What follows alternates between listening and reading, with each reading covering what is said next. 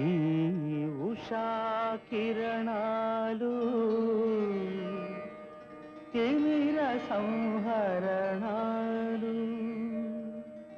చైతన్య దీపాలు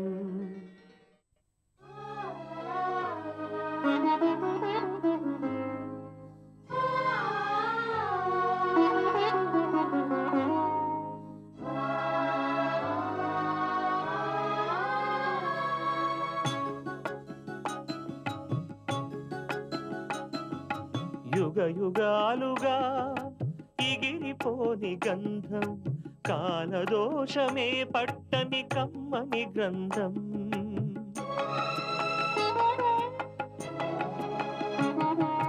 యుగ యుగాలుగా ఎగిరిపోని గంధం కాలదోషమే పట్టని కమ్మని గ్రంథం బదులే కోరని పవిత్ర బంధం ఇది అన్నా చెల్లెళ్ళ అనుబంధం అనుబంధం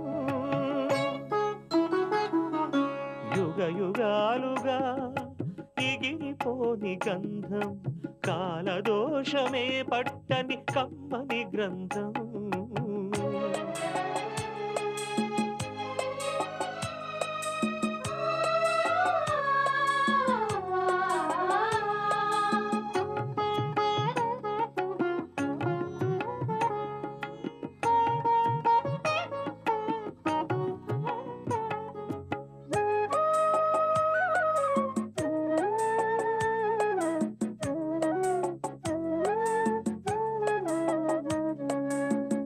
అంబలితానై కంబళితానై పెంచేటి అన్నా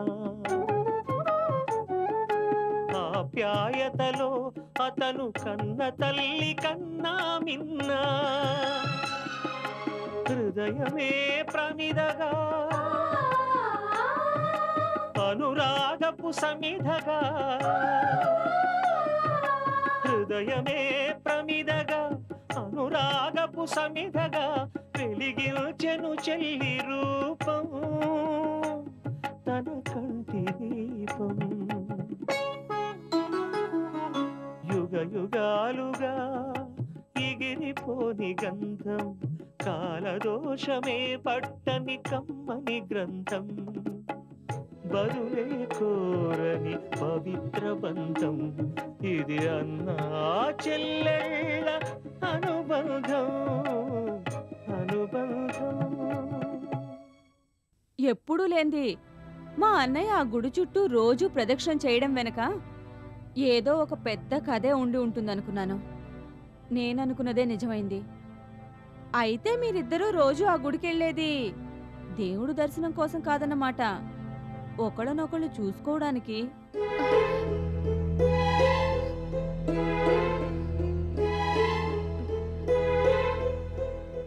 మా అన్నయ్య ఉట్టి అమాయకుడనన్నారు. మీరిద్దరూ అమాయకులైతే కథ ఇంత దూరం దాకా ఎలా వచ్చేది? అయినా అంతగా ఒకళ్ళనొకళ్ళు ఇష్టపడ్డాక ఇంక నాకు చెప్పడం దేనికి? ఒక శుభముహూర్తం చూసి ఇద్దరు గుళ్ళోనే పెళ్లి చేసుకోలేకపోయారు. అసలు ఈ విషయాన్ని ఆయనతో నేను ఇప్పటిదాకా మాట్లాడనే లేదు. ఆయన మనసులో ఏముందో నాకిప్పటిదాకా తెలీదు. ఇంకా ఏముంది తెలుసుకోవడానికి? ఆయన మనసులో ఏమీ లేకపోతే రోజూ ఆ గుడి దగ్గరికి ఎందుకొస్తాడు? అయినా ఏదో నా దగ్గర ఈ విషయాన్ని ప్రస్తావించారు కాబట్టి నేను మిమ్మల్ని కొన్ని ప్రశ్నలు అడుగుతాను, సమాధానం చెప్పండి.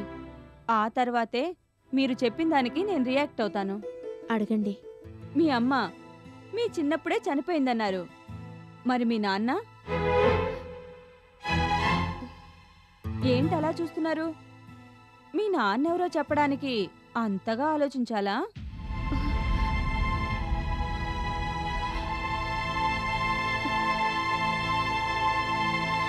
మీ నాన్నెవరో చెప్పమంటుంటే ఏంటలా వెర్రిమొరి చూపులు చూస్తారు? మా నాన్న మా చిన్నప్పుడే మమ్మల్ని వదిలి వెళ్ళిపోయాడు. వెళ్ళిపోయాడా? ఎక్కడికి? ఏమో తెలీదు.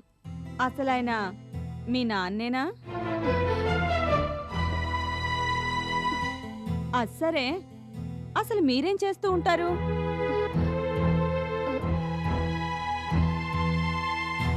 ఏంటి అంతలా ఆలోచిస్తున్నారు? మీరేం చేస్తుంటారో చెప్పండి. ఉద్యోగమా? కాదు. పోనీ ఏదైనా వ్యాపారమా? కాదు. మరి ఏంటి అంతలా ఇబ్బంది పడుతున్నారు?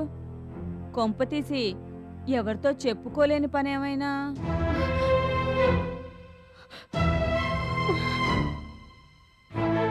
ఉన్నమాటంటే ఉలికెక్కువ అంటారు. వచ్చిన దగ్గర నుంచి మీ ధోరణి చూస్తున్నాను. నాకు ముందే విషయం అంతా అర్థమైంది. అవునులేండి, మా అన్నయ్యకి తగ్గ మనిషే దొరికింది. గంతకు తగ్గ బొంత. ఆ అడుగు తినేవాడికి నీలాంటి నీతి జాతి లేనివాడు కాక ఇంకెవరు దొరుకుతారు?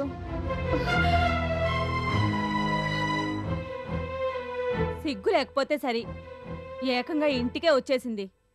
అందుకే అంటూ ఉంటాను, ఎవరిని పడితే వాళ్ళని ఇంట్లోకి రానివ్వకూడదని. మా వాచ్మెన్ నా మాట ఎప్పుడు విన్నాడు గనక. నీ పెళ్లి గురించి నువ్వే మాట్లాడడానికి వచ్చావని చెప్పగానే నువ్వెలాంటిదానివో నాకు అర్థమైపోయింది. నీలాంటి వాళ్ళకి భయమా బెరుకా? బరితెగించి ప్రవర్తిస్తారు.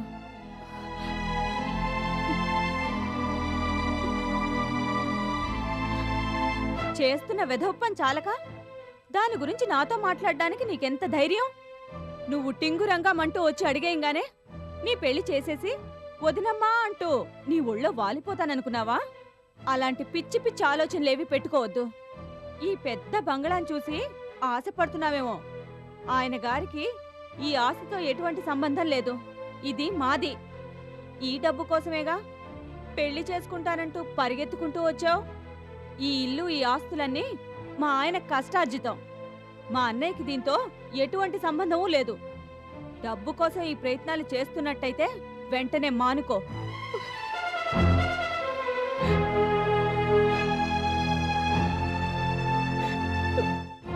రోజులెంతగా మారిపోయాయి. డబ్బు కోసం ఎంతకైనా దిగజారిపోతున్నారు. ఇదిగో ఇదే చెప్తున్నాను విను. ఇలాంటి పిచ్చి పిచ్చి వేషాలు ఇంకెప్పుడు వేయకు.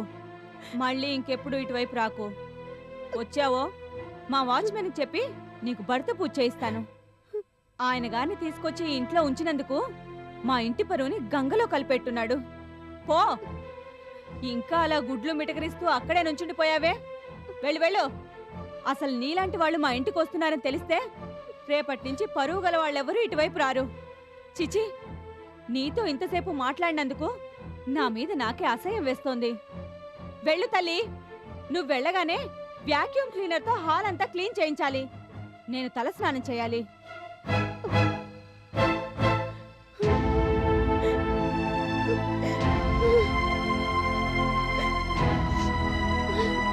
చిచి, ఈ మనిషిని ఇంకా ఇక్కడే ఉంచితే కొంపలు అంటుకుంటాయి. వదినా, వదినా. ఏంటి? ఏం జరిగింది? ఎవరి మీద అలా అరుస్తున్నావు? అరవకి ఇంకేం చేయమంటావు? ఈ విషయం వింటే నువ్వు 4 రోజుల దాకా నిద్రపోవు. ఏం జరిగింది? ఇంకేం జరగాలి? మనం అనుకున్నదంతా జరిగింది. ఈయన గారు రోజు ఆ గుడికెళ్ళి ఏం చేస్తున్నాడో ఇవాళ ఖచ్చితంగా తెలిసిపోయింది. అక్కడెవతో నీతి జాతి లేనిదాన్ని కలుసుకొని రోజూ మాట్లాడుతున్నాడంట. అది బంగ్లా, కారు అన్నీ చూసి ఈ ఇంటి మీద కన్నేసింది. దానికెంత ధైర్యం!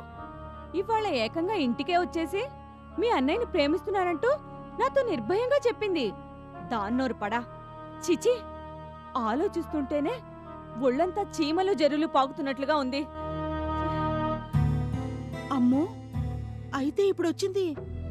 అదే, దానికెంత ధైర్యం! వెనక ముందు ఎవరూ లేరని జంకు గొంకు లేకుండా చెప్పింది. దాని వాలకం చూసి నేను ముందే పసిగట్టాను.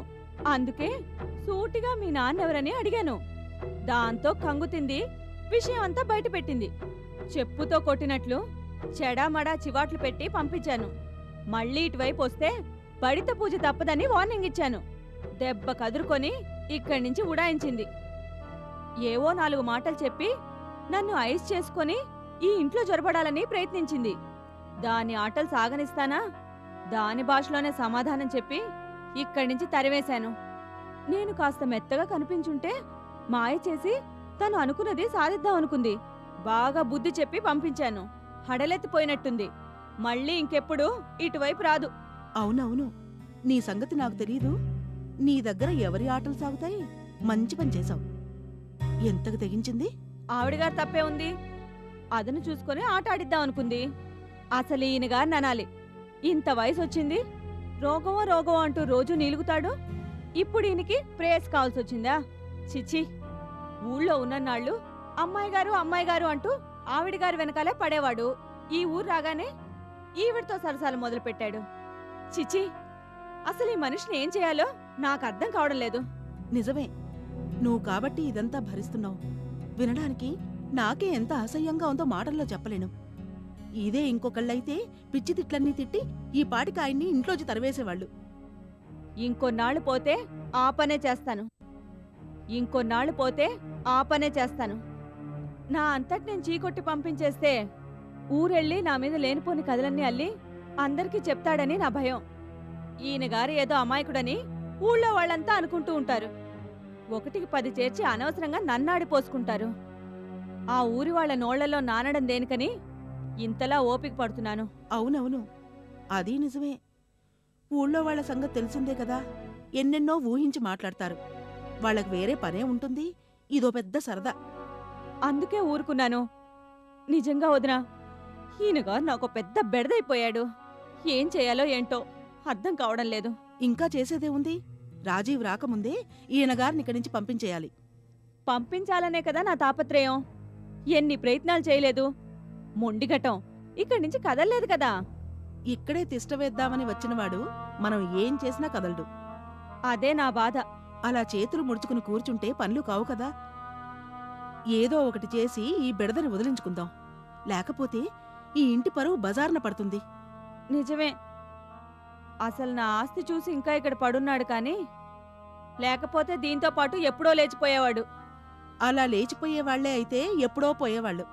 వాళ్ల చూపంతా ఈ ఆస్తిపైనుంది. అందుకే ఇది తెలివిగా నాటకమాడి ఇంట్లోకి జొరబడాలనుకుంది.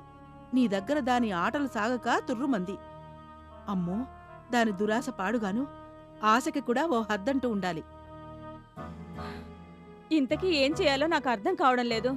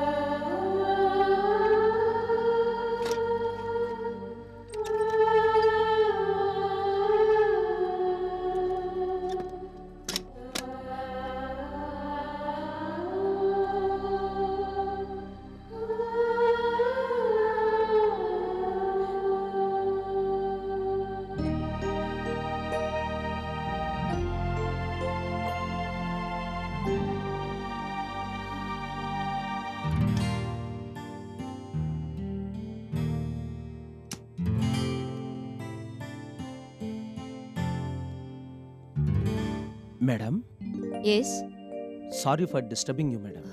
పర్వాలేదు, చెప్పండి. ఏం లేదు మేడం, ఓ ముఖ్యమైన విషయం గురించి మీతో మాట్లాడాలి. చెప్పండి. మామూలుగా అయితే ఈ విషయం గురించి కుమార్ గారితో మాట్లాడేవాళ్ళం, కానీ ఆయన ఇప్పుడు రావడం లేదు కదా. ఈ విషయంలో మీ హెల్ప్ తీసుకుందామని ఇలా. పర్వాలేదు, చెప్పండి. ఏం లేదు మేడం, ఇటువంటివి మీకు కొత్త కదా. అనవసరంగా మిమ్మల్ని ట్రబుల్ చేస్తున్నామేమో అనిపిస్తోంది. అసలే మీరు క్షణం తీరిక లేకుండా పనిచేస్తున్నారు. నా గురించి ఆలోచించకండి, విషయం ఏంటో చెప్పండి. ఏం లేదు మేడం, మన కాంపిటీటర్స్ గురించి మీతో మాట్లాడాలి. చెప్పండి. ఏం లేదు మేడం, మనం మొదటి నుంచి క్వాలిటీకి ప్రాధాన్యం ఇస్తూ వచ్చాం. మన ప్రోడక్ట్ బాగుండాలని, మన కంపెనీ క్వాలిటీకి మారుపేరుగా నిలవాలన్నదే మొదటి నుంచి మన పాలసీ. అవును, అది అందరికీ తెలిసిందే కదా. కానీ ఇప్పుడు జనం క్వాలిటీ కన్నా ప్రైస్కే ఎక్కువ ప్రాధాన్యం ఇస్తున్నారు మేడం. అంటే ఏం లేదు మేడం, ఇది అన్ని చోట్ల జరుగుతున్నదే. మనకి మార్కెట్లో చాలా గుడ్ విల్ ఉంది. దాంతో కాంపిటీటర్స్ మనం అమ్ముతోన్న ధరకే తమ ప్రోడక్ట్ని అమ్ముకోలేకపోతున్నారు. అందుకు క్వాలిటీలో అన్ని రకాలుగా కాంప్రమైజ్ అయ్యి ధరల్ని బాగా తగ్గించి అమ్మడం మొదలుపెట్టారు. అంతకుముందు దాని ప్రభావం అంతగా ఉండేది కాదు. కానీ ఈ మధ్య పరిస్థితి చాలా మారిపోయింది మేడం. జనం అంతా ధర తక్కువగా ఉన్న వాటినే ప్రిఫర్ చేస్తున్నారు. దాంతో మ్, దాంతో ఏం లేదు మేడం, మన సేల్స్ బాగా పడిపోతున్నాయి. దీని గురించి అందరూ ఆలోచిస్తూ ఆందోళన పడుతున్నారు. మళ్ళీ సేల్స్ ఎలా ఇంప్రూవ్ చేయాలో అంతుబట్టక అయోమయంలో పడిపోతున్నారు. అలాగా? అవును మేడం, ఈ విషయం మీతో ఎప్పుడో చెప్దామనుకున్నాను. కానీ మీరీ మధ్య ఆఫీస్కి వస్తున్నారు. మీకున్న పనులు చాలక ఈ కొత్త సమస్యని కూడా మీ దృష్టికి తీసుకురావడం సబబు కాదనిపించింది. మిమ్మల్ని టెన్షన్లో పెట్టడం ఇష్టం లేక ఈ సమస్యని ఎలాగోలా మేమే పరిష్కరించాలనుకున్నాం. కానీ కుదరలేదు. మేమెంత ఆలోచించినా మాకేం తట్టలేదు.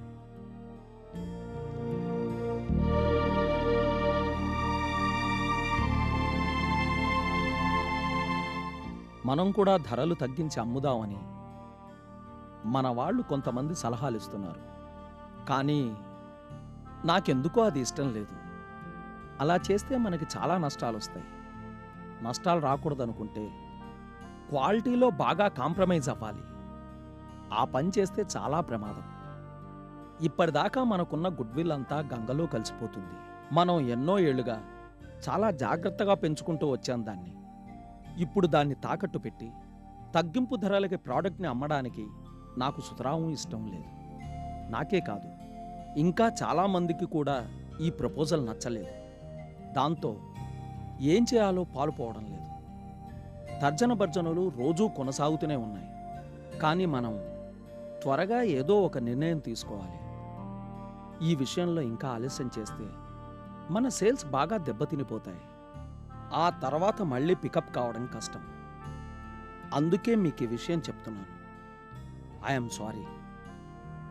మీకు ఈ విషయం చెప్పి మిమ్మల్ని ఇబ్బంది పెట్టడం నాకు ఇష్టం లేదు. కానీ తప్పనిసరి పరిస్థితుల్లోనే ఈ పని చేస్తున్నాను. మనం ఏదో ఒక నిర్ణయం త్వరగా తీసుకోవాలి, లేకపోతే కష్టం.